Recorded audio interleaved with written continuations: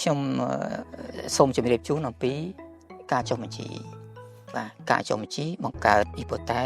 កឬការចុះបញ្ជី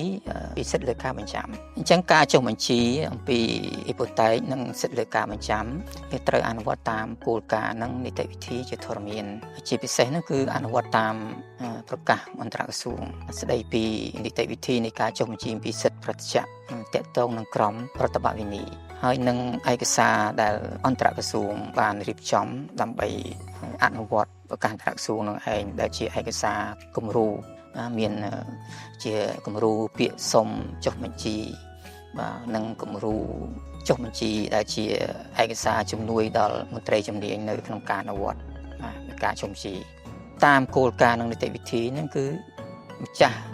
បំណុលនិងកូនបំណុលដែលព្រមព្រៀងគ្នាបង្កើតអ៊ីប៉ូតែកក៏ដូចជាព្រមព្រៀងគ្នាបង្កើតសិទ្ធិលើការបញ្ចាំនឹងឯងក៏ត្រូវព្រមព្រៀងគ្នាសហការគ្នានៅក្នុងការដាក់ពាក្យស្នើសុំចុះបញ្ជីបាទអំពីអ៊ីប៉ូតែកនិងសិទ្ធិលើការបញ្ចាំដោយភ្ជាប់ជាមួយឬក៏បាទបំពេញនៅសំណុំឯកសារជាមួយនឹងពាក្យស្នើសុំនឹងឯងបាទត្រូវមានឯកសារចាំបាច់មួយចំនួនណាបាទសម្រាប់ការចុះបញ្ជីអញ្ចឹងគឺឯកសារដែលចាំបាច់ហ្នឹងគឺថាវាត្រូវមានកិច្ចសន្យា2ដែលយើងយល់ថាវាចាំបាច់វាសំខាន់វាត្រូវតែភ្ជាប់មកជាមួយហ្នឹងគឺកិច្ចសន្យាខ្ចីបរិភោគបាទនិងកិច្ចសន្យាបង្កើតអ៊ីប៉ូតែកឬកិច្ចសន្យាបង្កើតសិទ្ធិលើការបញ្ចាំនឹងឯងទាំងនេះខ្ញុំសូមបញ្ជាក់ជូនបន្តិចថាកិច្ចសន្យាឬការបង្កើតអ៊ីប៉ូតែកវាបាទវាផ្អែកឬក៏វាអាស្រ័យដោយវាមានកាតព្វកិច្ចជាមូលហេតុដោយសារមានកាតព្វកិច្ចណាដែលមានអត្ថិភាពហើយនឹងបានវាមានការព្រមព្រៀងឬក៏មានការចាំបាច់ដែលត្រូវបង្កើតសិទ្ធិប្រតិភពបាទអញ្ចឹងវាមានកាតព្វកិច្ចមានន័យថាខ្ចីលុយណាបាទខ្ចីបរិភោគខ្ចីលុយអញ្ចឹងវាត្រូវមានការធានា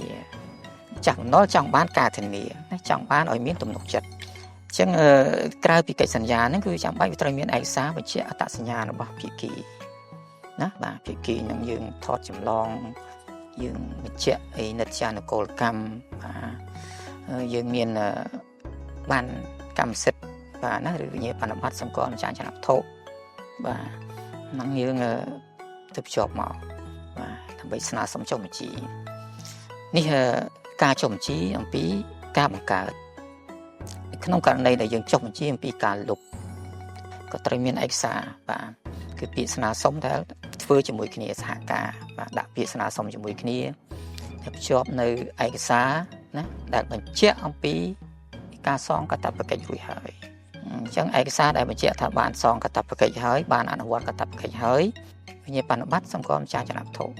បាទរួមទាំងឯកសារបញ្ជាក់អត្តសញ្ញាណដែរបាទដើម្បីឲ្យមន្ត្រីចុះបញ្ជីហ្នឹងបាទធ្វើនីតិវិធីចុះបញ្ជី